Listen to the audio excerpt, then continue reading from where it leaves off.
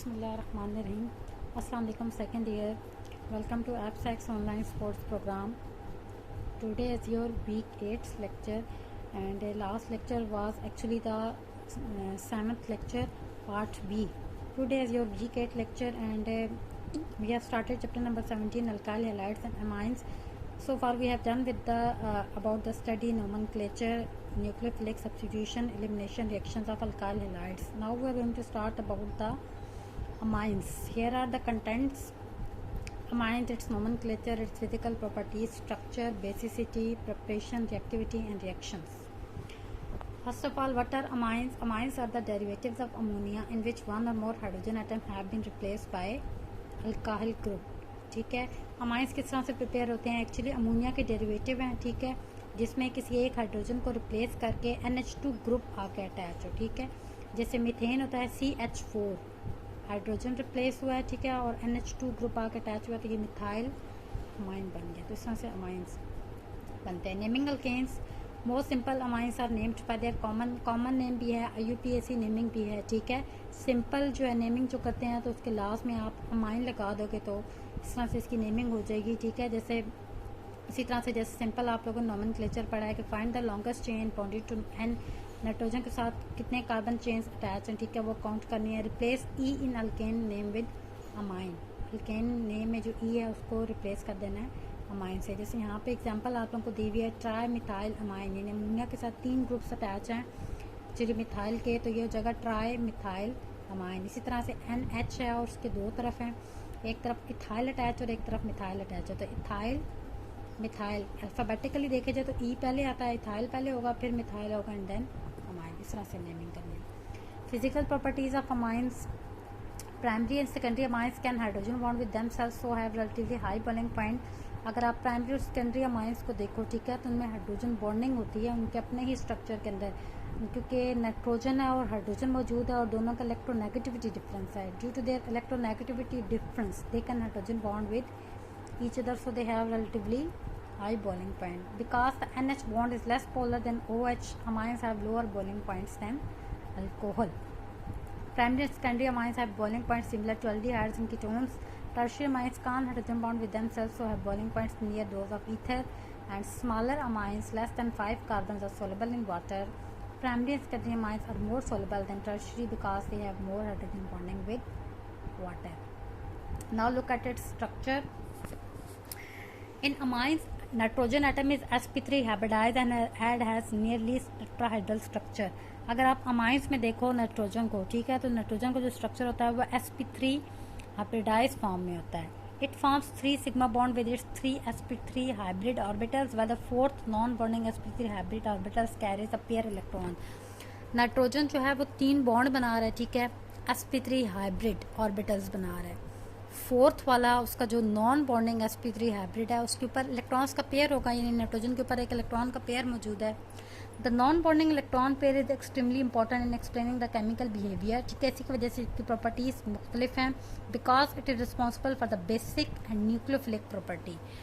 इसी वजह से ये जो अमाइंस होते हैं, ठीक है, ये एक तो न्यूक्लियोफाइल के तौर पर एक्ट करते हैं, ठीक है, और दूसरा इनकी नेचर बेसिक होती है. इसका रीज़न ये है क्योंकि उसमें नाइट्रोजन होता है. नाइट्रोजन 3 sp3 हाइब्रिड ऑर्बिटल्स तो बनाता है, बट फोर्थ वन उसका sp3 हाइब्रिड ऑर्बिटल में इलेक्ट्रॉन पेयर मौजूद होते हैं, ठीक है.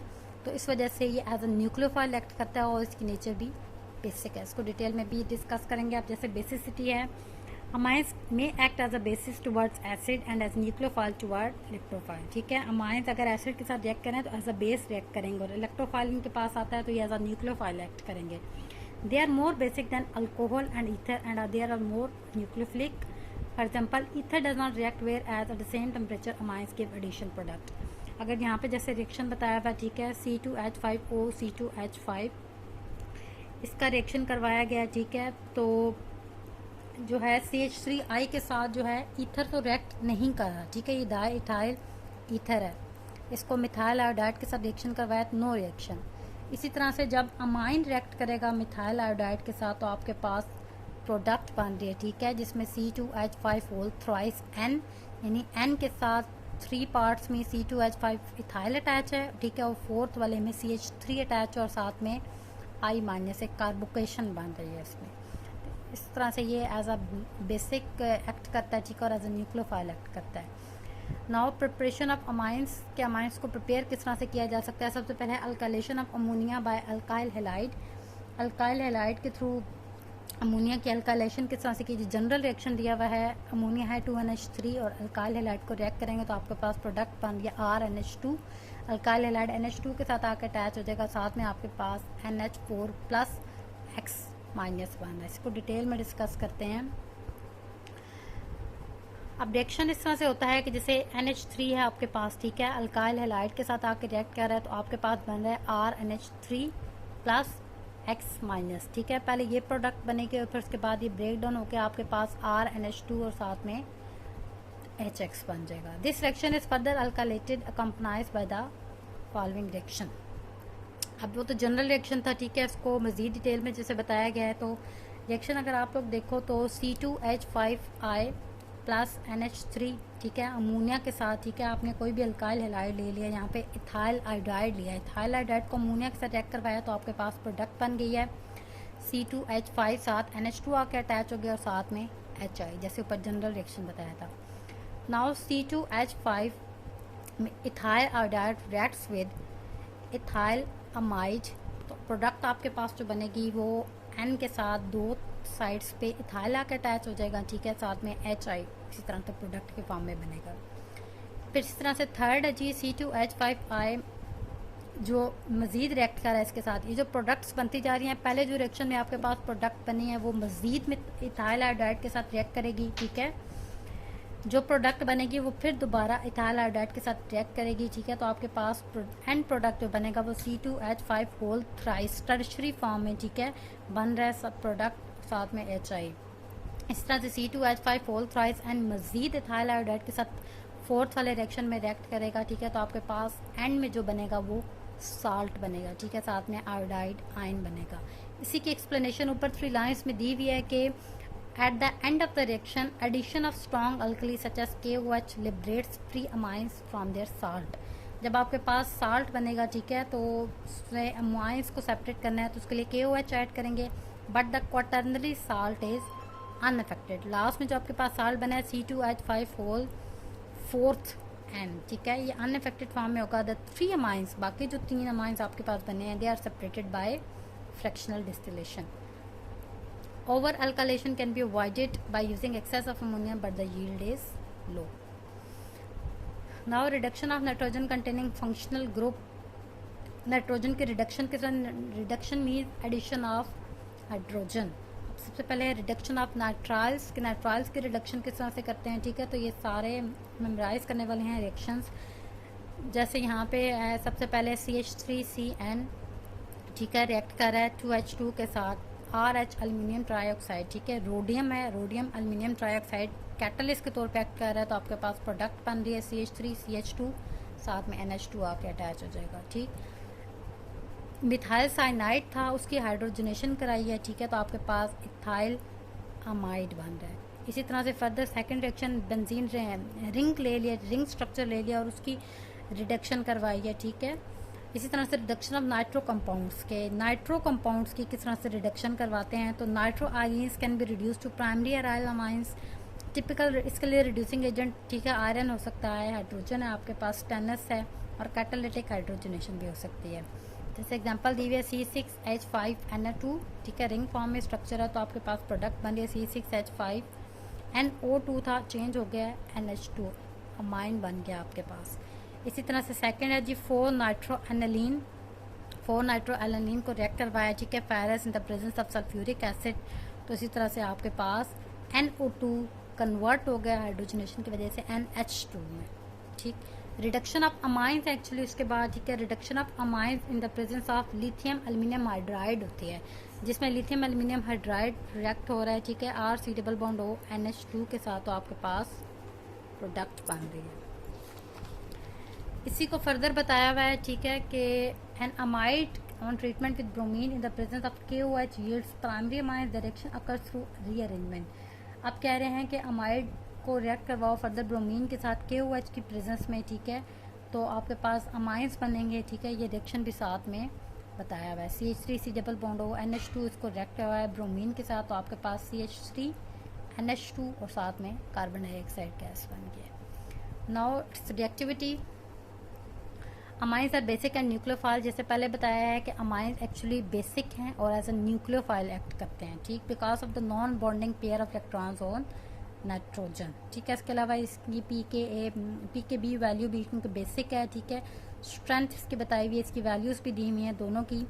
यहाँ पे क्वेश्चन एक बन सकता है, since pKNH3 less than pKCH3NH2 methyl amine is a stronger base an ammonia. Methyl amine stronger base ammonia से क्यों है, ये क्वेश्चन बन सकता है। तो इसका आंसर है जी, in ammonia the pair of electrons attracted by s orbital of hydrogen atoms, whereas in C3NH2 sp3 orbital of carbon pushes electrons towards nitrogen। अगर आप अमोनिया में देखो NH3 में, तो जो नाइट्रोजन के ऊपर इलेक्ट्रॉन्स का पेयर है वो हाइड्रोजन के ऑर्बिटल्स के साथ बॉन्डिंग की वजह से ही, यानी हाइड्रोजन ऑर्बिटल्स उसको अपनी तरफ अट्रैक्ट कर रहे हैं। जबकि CH3NH2 मिथाइल अमाइड में अगर आप लोग देखो, sp3 orbital of carbon pushes electrons towards carbon, ठीक है, वो इलेक्ट्रॉन्स को पुश कर रहा है नाइट्रोजन की तरफ, ठीक है। तो ये डिफरेंस है, वहाँ पे हाइड्रोजन इलेक्ट्रॉन्स के पेयर्स को अपनी तरफ अट्रैक्ट कर रहे हैं, ठीक है, जबकि मिथाइल अमाइड के केस में वो कार्बन खुद नाइट्रोजन की तरफ इलेक्ट्रॉन्स के पेयर को पुश कर रहा है। Therefore the pair of electrons on nitrogen is relatively more available in methyl amine। तो मिथाइल अमाइंस के केस में पेयर ऑफ इलेक्ट्रॉन्स ज़्यादा अवेलेबल हैं than in ammonia. The methyl ammonium ion is stabilised due to electron donating. इस वजह से methyl ammonium के case में नाइट्रोजन क्योंकि इलेक्ट्रॉन डोनेटिंग ज़्यादा के तौर पे एक्ट कर रहा है, ठीक है, electron pair donating inducing effect methyl group का प्रोड्यूस हो रहा है। On the other hand NH4 ion is non stabilise by hydrogen की वजह से both these factors favour methyl amine to a stronger base than ammonia, ठीक है। तो ये क्वेश्चन बन सकता है। उसके अलावा हायर मेंबर्स हैं, थोड़ी डेविएशन भी हो सकती है, ठीक है। तो ये जनरली अगर अमोनिया और मिथाइल अमाइन का कंपैरिजन किया जाए तो उसके लिए ये है। उसके बाद रिएक्शन ऑफ अमाइंस के अमाइंस किस तरह से रिएक्ट करते हैं, ठीक है। तो 3 तरह के जनरल रिएक्शंस भी अब बुक में दिए हुए हैं। Alkyl halides via nucleophilic substitution reaction, aldehydes और ketones via nucleophilic addition and carboxylic acid derivatives, ठीक है। ये तीनों तरह के रिएक्शंस बताए हुए हैं। उसके बाद है alkylation of amine by alkyl halide के किस तरह से जो है अमाइन की अल्काइलेशन हो रही है थ्रू अल्काइल हैलाइड। तो जनरल रिएक्शन अगर आप लोग देखो तो बताया हुआ है RNH2 है, ठीक है, ये एज अ न्यूक्लियोफाइल एक्ट कर रहा है। इसको अल्काइल हैलाइड के साथ रिएक्ट करेंगे तो आपके पास जो प्रोडक्ट बन रही है, ठीक है, वो कार्बोकेशन आयन की फॉर्म में बन रही है और वो फिर ऐसा इलेक्ट्रोफाइल एक्ट करेगी। इसी तरह से है जी reaction of primary amines with aldehyde and ketone. Aldehyde and ketone के साथ किस तरह से रिएक्ट करते हैं अमाइंस, तो दे फॉर्म स्किफ बेस बनेगी, ठीक है। ये इंपॉर्टेंट है, MCQs पे आ सकते हैं क्वेश्चन भी। इसके अलावा preparation of diazonium salt, this is the most important reaction when amines react with nitric acid diazonium compounds are form. ये लास्ट में रिएक्शन है, ठीक है, 4th वन, ठीक है, जिसमें डायज़ोनियम आयन बन रहा है। सबसे पहले अमाइंस के साथ एल्डिहाइड और कीटोन्स के साथ रिएक्ट करवा रहे हैं, ठीक है। तो ये सबसे पहले एल्डिहाइड के साथ रिएक्शन बताया हुआ है, ठीक है, जिसमें आपके पास प्रोडक्ट जो बन रही है वो C2H5 bond N double bond CH bond CH3, ये आपके पास स्किफ बेस बनी है, ठीक है। सेकंड रिएक्शन बताया हुआ है, ठीक है, अमाइंस किस तरह से एसिड क्लोराइड के साथ रिएक्ट कर रहे हैं, प्रोडक्ट बना रहे हैं। थर्ड वाले में है एसिड एनहाइड्राइड किस तरह से प्राइमरी अमाइंस के साथ रिएक्ट करवा रहा है, और 4th वाले में है कि अमाइंस किस तरह से नाइट्रिक एसिड के साथ रिएक्ट कर रहे हैं HNO2 के साथ। आपके पास जो प्रोडक्ट बन रही है RN triple bond N plus OH minus plus water, जो ये आपके पास डायज़ोनियम आयन बना है। तो ये क्वेश्चन आ सकता है कि डायज़ोनियम साल्ट को किस तरह से प्रिपेयर किया जा सकता है। The diazonium group is rather unstable in case of ethyl diazonium ion, it decompose at once. ये अनस्टेबल स्ट्रक्चर है, ठीक है, फौरन डिकम्पोज हो जाता है। जैसे लास्ट में रिएक्शन दिया हुआ भी है CH3 CH2 and triple bond है, ये आपके पास कोई भी डायज़ोनियम आयन है, फर्दर ब्रेक डाउन हो जाएगा, ठीक है। तो ब्रेक डाउन होने के बाद वाटर में इसकी फर्दर प्रोडक्ट आपको बताएंगे हैं। The benzene diazonium ion is therefore much more stable then it's aliphatic form में ये इतना स्टेबल नहीं है, लेकिन ठीक है, अगर बेंजीन डायज़ोनियम रिंग मौजूद है तो रिंग में डीलोकलाइजेशन ऑफ इलेक्ट्रॉन्स की वजह से वो ज़्यादा स्टेबल है बनिस्बत एलिफेटिक काउंटर पार्ट्स के। Nevertheless it decompose speedily about 10 degree. तो लास्ट में ये रिएक्शन बताया हुआ है कि आपके पास इस तरह से प्रोडक्ट्स बन जाएंगे। तो that is a preparation of diazonium ion So today is end of chapter number 17, alkyl halides and amines.